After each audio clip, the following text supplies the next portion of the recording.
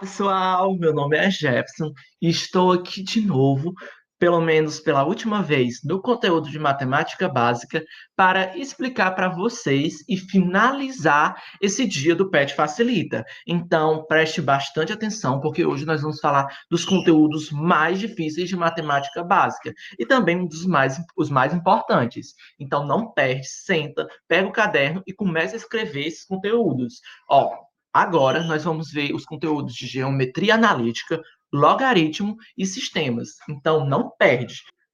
Iniciando com o conteúdo de geometria analítica, primeiro é importante a gente saber o que é geometria analítica. Geometria analítica é um campo da matemática que tenta estudar os elementos geométricos que surgem através das representações gráficas das funções. É quando ela vai estudar justamente os gráficos, ela vai tentar estudar o plano cartesiano, o que são, ela vai estudar exatamente os elementos geométricos, como o próprio nome fala, que os gráficos, as funções, elas criam no plano cartesiano. Antes da gente entrar a fundo nas funções, a gente precisa primeiro saber, né, ter o compreendimento sobre o plano cartesiano. Bem, o plano cartesiano ele é composto por dois eixos, o que nós chamamos de o eixo x e o eixo y, ou respectivamente eixo das abscissas e das ordenadas. E assim como os valores de x e de y, eles podem variar tanto para o positivo como para o negativo. Nesse caso, o ponto em que o eixo y e o eixo x eles vão se encontrar, já que as duas retas são perpendiculares, ou seja, a gente tem um ângulo entre elas de 90 graus, elas se tocam e formam um ângulo de 90 graus, é exatamente nesse ponto aqui nós marcamos como ponto zero. É o canto onde a gente tem tanto o zero do eixo y e o zero do eixo x. Aí entra a questão. Do lado do zero, no eixo x, o lado direito, a gente considera os valores positivos. E do lado esquerdo, a gente considera os valores negativos. Assim como no eixo y, o lado para cima do zero é considerado os valores positivos e os lados abaixo do zero são considerados os valores negativos. Jefferson, como a gente se orienta pelo plano cartesiano? Através de pontos. Daqui a pouco eu volto ali para explicar como é que funciona a positividade e a negatividade do plano cartesiano. Bem, os pontos eles são formados por coordenadas. A gente tem pontos no plano cartesiano e utiliza das coordenadas para conseguir identificá-los. As coordenadas elas são marcadas por um valor no eixo x e um valor no eixo y. O valor que o ponto se sobressai sobre eles. E o que acontece? Quando a gente faz essa marca do plano cartesiano, a gente divide ele também em quadrantes, de acordo com justamente os valores de x e y, que podem variar de positivo para negativo. No primeiro quadrante, nós vamos encontrar todos os valores positivos. Na nossa coordenada, tanto os valores de x como os valores de y vão ser positivos. No meu segundo quadrante, os meus valores de x já vão ser negativos, mas os meus valores de x vão ser positivos. Como vocês podem ver, ó, o y aqui para cima é positivo, já o x aqui é negativo. No meu terceiro quadrante, tanto o y como o x vão ser negativos nas coordenadas. E no quarto quadrante, somente o x vai ser positivo e o meu y já vai ser negativo. Isso, pessoal, eu me refiro nas coordenadas, nos valores que o ponto vai assumir quando se sobressair entre o x e o y, o eixo x e o eixo y. Aí o que acontece? Quando a gente vai representar os pontos, a gente olha para onde os números que ele fica sobrescrito no plano cartesiano. Por exemplo, o que eu quero dizer com sobrescrito? Vamos olhar aqui para esse ponto A.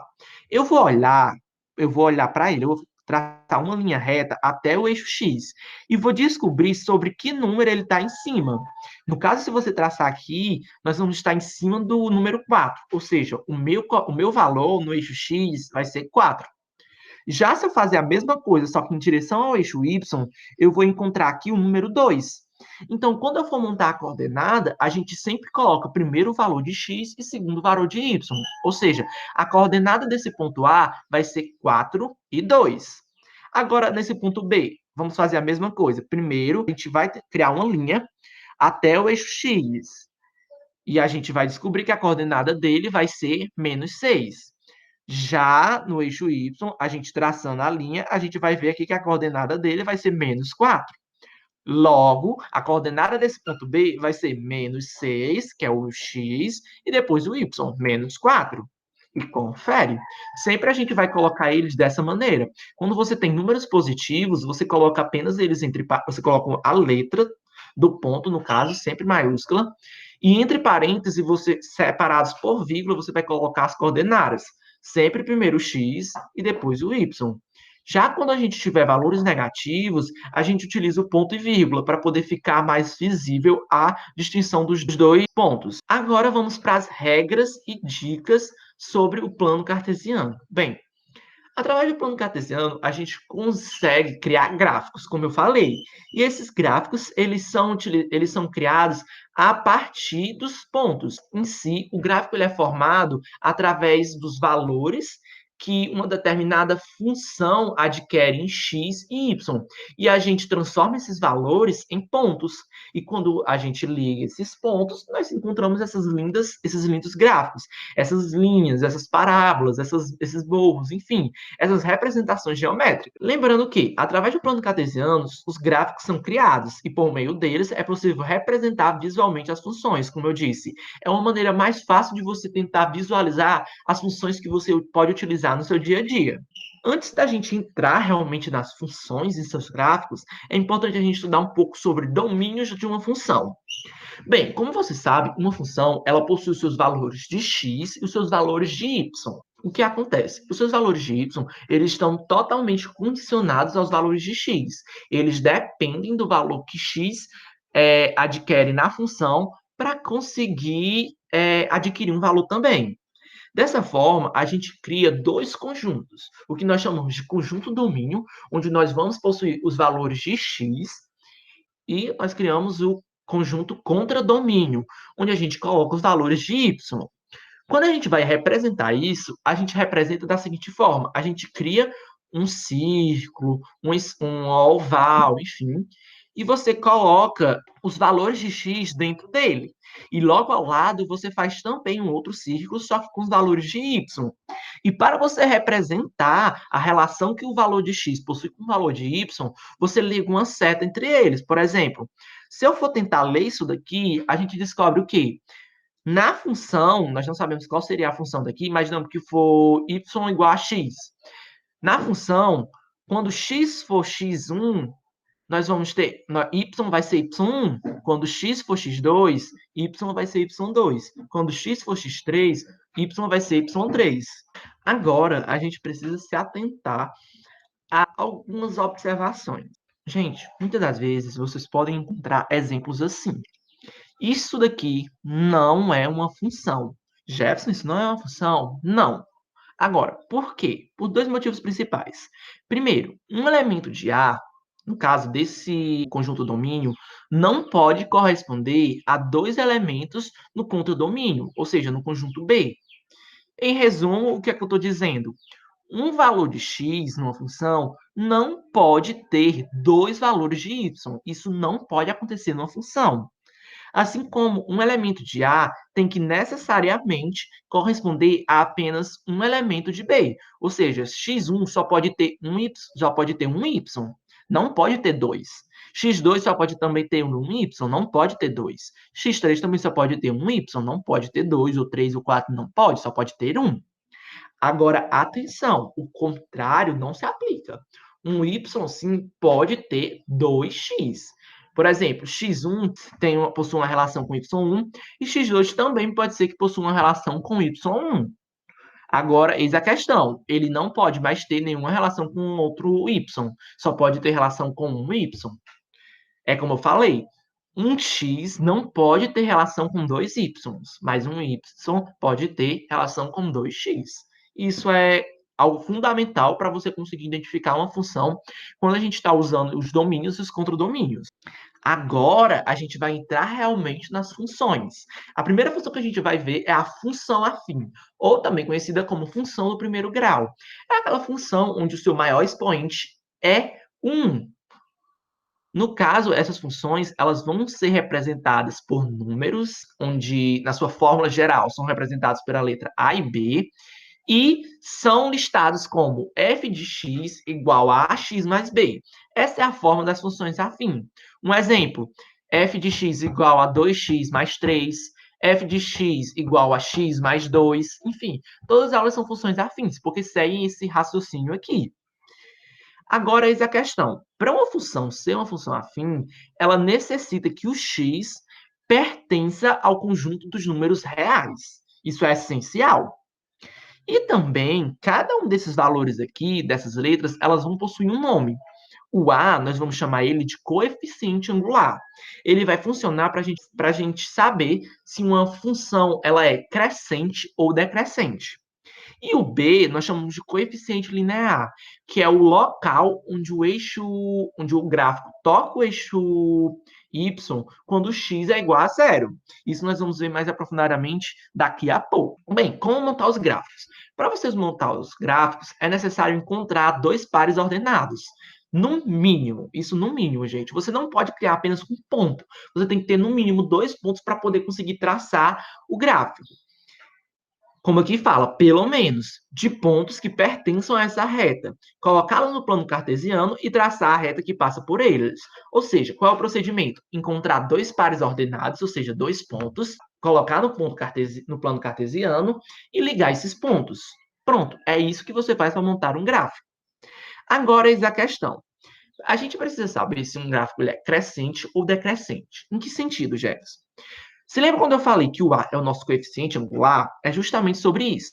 Quando o meu A ele for maior que zero, isso quer dizer que a minha função é crescente. Quer dizer que conforme eu aumento os valores de x, os meus valores de y também aumentam. Já numa função decrescente, quando A é menor que zero, isso quer dizer o quê? Que quando eu aumento os meus valores de x, os meus valores de y tendem a diminuir. É isso que quer dizer a positividade ou negatividade de um gráfico. E como eu falei, B sempre será o ponto que cortará o eixo das ordenadas, ou seja, é o ponto que fica em cima do eixo Y.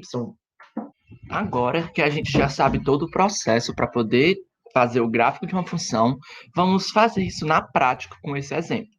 Aqui eu tenho a função f de x igual a 5x mais 10, como vocês podem ver aqui. A primeira coisa que a gente faz é descobrir quem é o meu a e quem é o meu b. Se você comparar na nossa função geral, f de x igual a x mais b, você vai ver qual o número que está acompanhando o x? É o 5. Então, meu a vai ser igual a 5. Qual é o número que não está sendo acompanhado por nada? Está solto? É o 10. Então, o 10 vai ser o meu número b. Aí a gente vai entrar naquelas propriedades que a gente se lembra. Como a gente sabe, o b ele é o coeficiente linear, ou seja, ele vai ser o ponto em que a função vai tocar o eixo y quando x for igual a zero. Então a gente já pode criar a nossa primeira coordenada, que seria 0 e 10. Para poder a gente fazer a nossa segunda coordenada, a gente tenta igualar o x a zero e resolver a equação, que é justamente quando a gente descobre aonde a função vai tocar o eixo x, vai cruzar o eixo x. Nesse caso, você substitui. O 10 você passa para o outro lado negativo, passa o 5 dividindo, x fica igual a menos 2. E aí você descobre a nossa segunda coordenada, menos 2 e 0. Aí, para você fazer a função afim, você já pode simplesmente parar por aí, fazer apenas dois pontos. Mas se você quiser, você pode continuar fazendo para poder facilitar e ficar ainda mais preciso o seu gráfico. Nesse caso aqui, eu fiz com os pontos menos 3 e com o ponto 1. No caso, é só você substituir na função que você vai encontrar os valores em y, onde quando eu substituir por menos 3, o y vai dar menos 5, e quando eu substituir por 1, o y vai dar 15. O nosso próximo passo é montar o plano cartesiano e colocar esses pontos no plano. Quando você colocar eles, você vai olhar para o nosso A. Se o A for positivo, quer dizer que a função é crescente. Se o A for negativo, quer dizer que a função é decrescente. No caso, como 5 é positivo, a gente sabe que a nossa função vai crescer. Ou seja, conforme eu vou aumentando os valores de x, como vocês vão vendo, os meus valores de y também estão subindo. Isso quer dizer que a função está crescendo.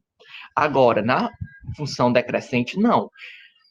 Acontece o inverso. Quando o meu x ele está crescendo, o meu y ele tende a diminuir. E isso, como eu falei, vai acontecer quando o nosso a for negativo. Passando para a nossa segunda função, a função do segundo grau, também chamada de função quadrática ou função polinomial do segundo grau, ela é uma função que tem como modelo f de x igual a x ao quadrado mais bx mais c. E, como vocês sabem, o A, o B e o C vão ser números reais, onde apenas o A tem que ser qualquer número diferente de zero. Por que diferente de zero, Jefferson? Porque o que vai fazer essa função ser do segundo grau é justamente o fato de eu ter um número aqui multiplicando esse x ao quadrado. Se esse número for zero, quando eu multiplicar por x ao quadrado, vai dar zero também. Então, a minha função não vai ter nenhum expoente ao quadrado. Ela vai ficar apenas com a parte bx mais c, que seria uma função afim. Então, é obrigatoriamente que o a não possa ser zero. O a tem que ser diferente de zero. Pode ser positivo, pode ser negativo, contanto que não seja zero. Assim como na função afim, o único valor que não é acompanhado de x, nesse caso é o c, ele também vai ser o ponto em que a minha função do segundo grau vai tocar o meu eixo y. Ou seja, é quando x for igual a zero. Bem, algumas informações sobre a estrutura da função. Primeiro, que a função do segundo grau ela é representada por um gráfico de parábola, que é uma parábola, Jefferson. É justamente essa forma aqui que vocês estão vendo. E, dependendo também do sinal do A, a gente consegue descobrir se essa função é côncava para cima ou côncava para baixo. Como assim? Se o A for positivo, isso quer dizer que a minha parábola é côncava para cima. Ou seja, esse espaço aqui aberto dela, ele fica para cima. E a gente vai ter um ponto mínimo aqui, que é o ponto mais baixo que a função consegue assumir y. E depois ela começa a crescer. Esse ponto a gente chama de ponto de mínimo. Já quando A for negativo, a gente diz que nós temos um ponto de máximo e a nossa concavidade é virada para baixo. Ó. Essa parte de baixo essa parte aberta está virada para baixo. E justamente o ponto mais alto que ele tem aqui, onde ela para de crescer e começa a diminuir, é o meu ponto de máximo. Pronto, pessoal. Agora a gente vai entrar num conceito muito importante, que seria a interseção da equação parábola com o eixo x. Em outras palavras, em que ponto a nossa função ela vai tocar o eixo x. Nesses pontos, onde ela vai tocar o eixo x, que é justamente quando y for igual a zero, nós chamamos de raízes da equação. E é justamente quando a gente faz aquele nosso cálculo de função de segundo grau igual a zero, onde a gente utiliza o delta e o Bhaskara, para poder conseguir encontrar o x' e o x duas linhas. E é justamente esses dois valores de x, que vão estar tocando o meu eixo x. Então, eles são a raiz da equação. Agora, para a gente se lembrar, como a gente vai achar essas raízes da equação? Como eu falei, primeiro a gente tem que se lembrar da fórmula do delta, onde delta é igual a b ao quadrado menos 4 vezes a vezes c. O que é esse b, esse a e esse c, Jefferson? É justamente aqueles valores da nossa função geral, que vocês têm aqui. Uma coisa bastante interessante é que o delta, dependendo do valor que ele assumir, a gente consegue ter algumas informações sobre a nossa parábola.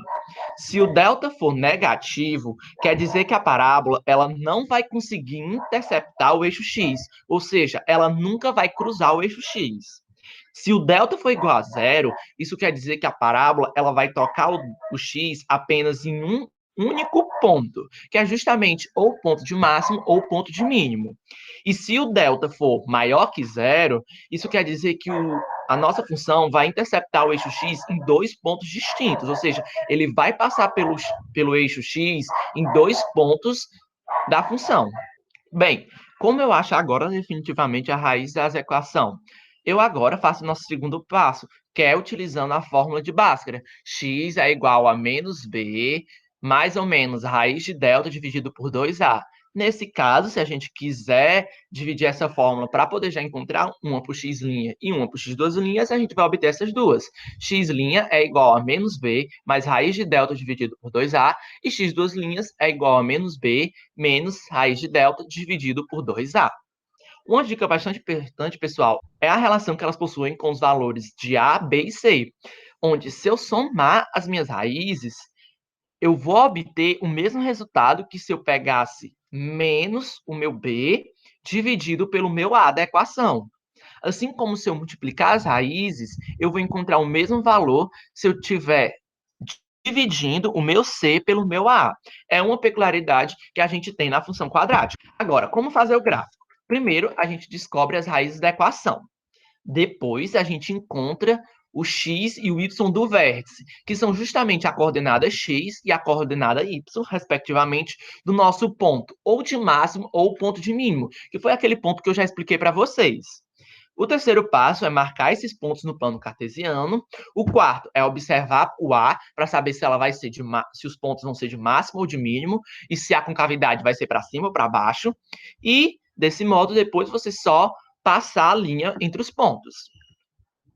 Vamos fazer um passo a passo. Primeiro, eu vou pegar essa minha função aqui. X ao quadrado menos 7x mais 10. Desenvolvendo o meu delta, eu vou ter que delta é igual a 9. Então, a gente já sabe que ele vai tocar o meu eixo x em 2 pontos. Fazendo o meu x' e o meu x duas linhas, nós vamos descobrir que o x' vai ser igual a 5 e o x duas linhas igual a 2. Então, é justamente nos pontos x igual a 5 e x igual a 2 que a nossa função vai interceptar o eixo x. Para a gente descobrir o y do vértice e o x do vértice, a gente utiliza duas formulazinhas. Para o y do vértice, a gente utiliza a fórmula menos delta dividido por 4a, e para o x do vértice, a gente utiliza a fórmula menos b dividido por 2a. Fazendo isso, com um exemplo que a gente pegou, a gente vai obter que a coordenada y vai ser menos 2,25 e a coordenada x vai ser 3,5.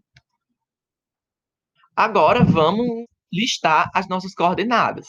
A gente já sabe que ela vai tocar nas raízes 2 e 0 e 5 e 0. E como eu já falei, esse ponto aqui, que fica sozinho, esse número que fica sozinho, é o ponto onde ele vai tocar o eixo y, ou seja, quando x for igual a 0. Então, a gente já coloca aqui também a nossa coordenada. Em seguida, você entra para a última parte, que é colocar o nosso x do vértice e o nosso y do vértice. Quando você tiver todas as coordenadas, você só coloca os pontos no gráfico e passa a função. E aqui nós temos ela toda montadinha e perfeita. Agora nós vamos para o nosso último conteúdo, que é logaritmo e sistemas.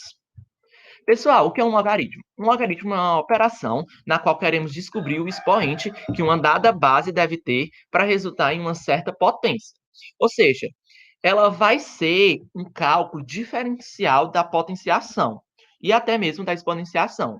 O logaritmo ele vai se estruturar dessa maneira.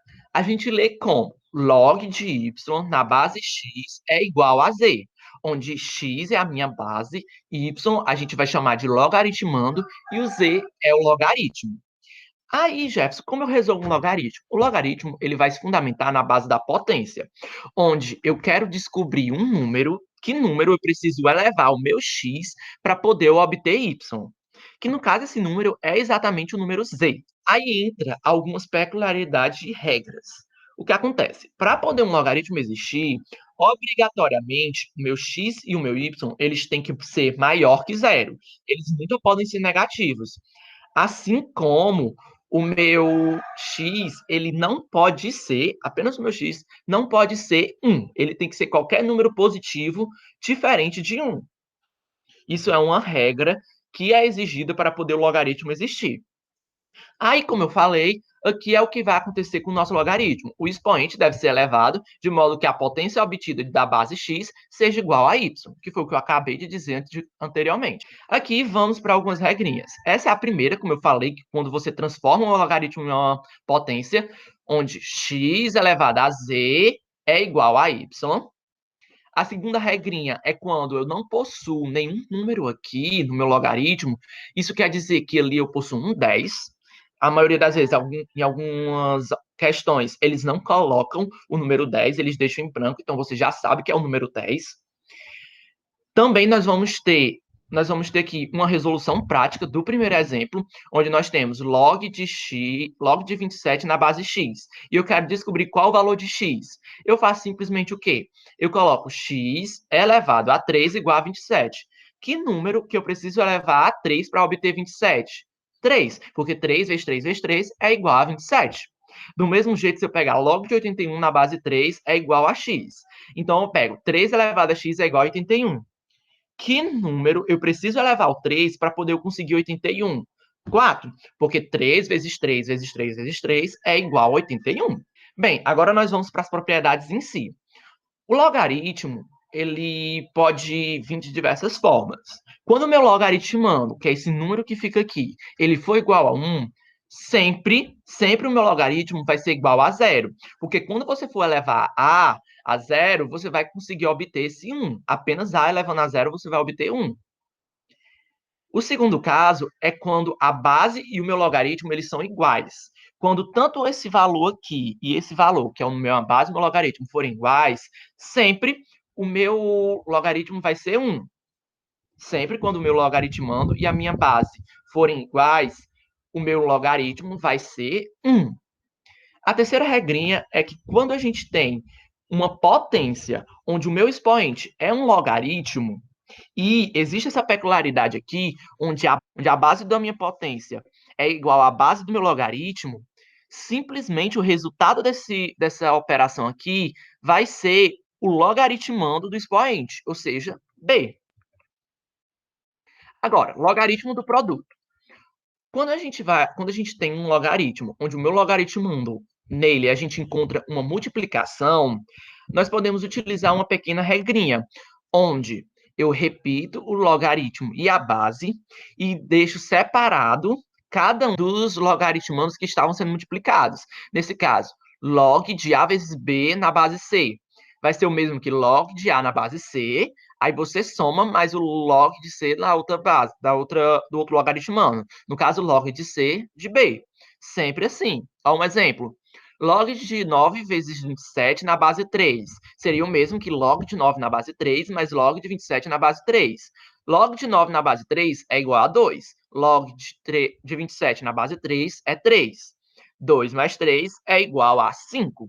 E quando eu possuir uma divisão, Jefferson, é o mesmo raciocínio. A única diferença é que no lugar de você somar, você vai subtrair. Como se eu pegar aqui 27 dividido por 9. Vai ser o mesmo que log de 3, log de 27 na base 3, menos log de 9 na base 3.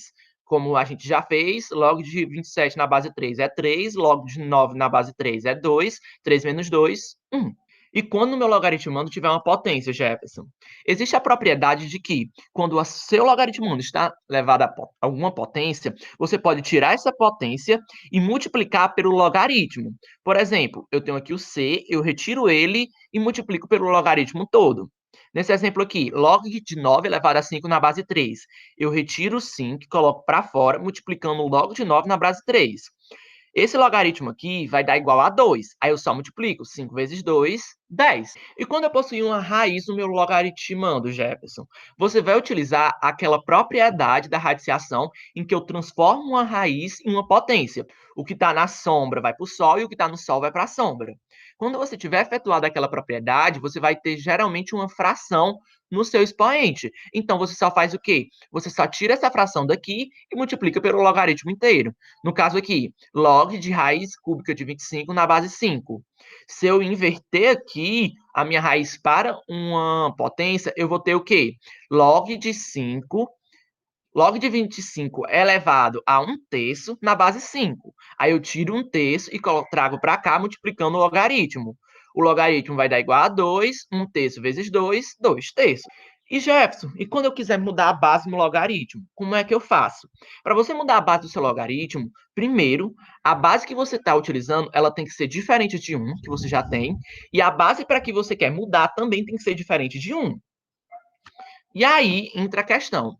Quando eu quiser mudar a base, eu posso simplesmente repetir, faço uma divisão de logaritmos, onde o log, eu repito, tanto em cima como embaixo, a mesmo log e a base, e o logaritmando de cima vai ser o mesmo logaritmando que era do meu logaritmo original. No caso aqui, eu repito B, E o logaritmo de baixo vai ser justamente a base do meu original. No caso aqui, a base do original era A. Então, aqui, o meu logaritmando fica A. Vamos para um exemplo. Se eu quiser transformar log de 5 na base 3 para a base 2, é só eu pegar eu pego log de 2 dividido por log de 2 e vou colocar os meus logaritmandos. Primeiro eu coloco logo o 5, que já era do meu logaritmo aqui, e depois eu coloco o 3, que era a base desse logaritmo. Agora vamos falar um pouco sobre sistemas. Os sistemas são um conjunto de equações que apresentam mais de uma incógnita e que, para a gente resolver esses sistemas, a gente precisa necessariamente encontrar valores que satisfaçam ambas as equações. Tanto os valores de x e y, eles têm que satisfazer a igualdade de todas as equações. Para fazer isso, a gente pode fazer de três formas. O primeiro, que seria o método da substituição, que consiste em eu pegar uma das minhas equações, isolar uma das variáveis e depois substituir essa variável, esse valor que eu encontrei, na outra função, e ao encontrar o valor da variável, eu pegar e trocar na função original. Por exemplo, eu tenho aqui o sistema de x mais y igual a 200 e 50x mais 100y igual a 17.500. Se eu for fazer pelo método da substituição, eu posso pegar qualquer um deles. Eu vou pegar esse daqui primeiro. Se eu vou pegar esse daqui primeiro. Se eu quiser isolar o meu y, eu passo o meu x para o outro lado. Y igual a 200 menos x. Aí eu venho nessa minha segunda equação e substituo o y por 200 menos x. Quando eu desenvolver a minha equação, eu vou obter que x é igual a 50. Aí eu volto naquela minha equação que eu tinha montado, que eu tinha isolado o y, e substituo o x para poder encontrar o y. Y igual a 150. No método da adição, a gente vai fazer um pouco mais diferente. A gente vai tentar somar as duas equações, de modo que, ao a gente fazer essa soma, a gente cancele uma das variáveis. Por exemplo, vamos pegar o mesmo exemplo que a gente tinha feito anteriormente, só que fazer pelo método da adição. Se a gente for fazer no método da adição, a gente vai ter que primeiro encontrar uma maneira de igualar uma das variáveis de forma que apenas o sinal seja diferente. Nesse caso, vamos igualar o x. Para poder eu transformar x em 50x, eu preciso multiplicar x por quanto? Por 50. Só que como eu quero que o sinal seja diferente, eu vou multiplicar por menos 50. E aí que entra o pulo do gato. Se eu multiplicar x por menos 150, eu vou ter que multiplicar também o y e também os 200. E eu vou obter essa minha equação aqui. Menos 50x mais menos 50y igual a menos 10.000. Aí eu faço a soma. Como aqui eles são iguais, só tem sinais diferentes, eu corto. Eu acabei com essa minha variável. Faço a minha soma aqui normal, isolo meu y e eu vou obter o valor de y, que é 150. E aí eu só volto, escolho uma das equações para substituir o y e obter o x. X igual a 50. Como vocês podem ver, foram o mesmo valor da passada. Por último, nós vamos ter o método da comparação, que é quando a gente pega as duas equações, isola a mesma variável e iguala esses valores. Como isso vai ocorrer? Por exemplo, eu pego essa primeira equação aqui e vou isolar apenas o y. Coloco o y e passo o x para o outro lado. Do mesmo jeito, eu vou pegar essa minha equação aqui e vou isolar o y. Eu passo primeiro o 50x para o outro lado, depois eu passo 100 e eu vou obter esse valor aqui. E agora, o que é que eu faço? Eu só igualo elas duas. 200 menos x igual a 17.500 menos 50x dividido por 100. Se eu desenvolver a minha equação aqui e tudo mais, eu vou obter que x é igual a 50. Aí eu só escolho uma das equações anteriores, a que eu quiser, para substituir o x e obter o valor de y. No caso, quando eu fizer isso, eu vou obter que y é igual a 150. Se vocês perceberem, foi o mesmo valor nos outros dois métodos. Pessoal, isso é tudo pelo vídeo de hoje e pelo conteúdo de matemática básica. Espero que vocês tenham gostado dos vídeos, que tenham entendido todo o conteúdo. E valeu, pessoal. Tchau, tchau.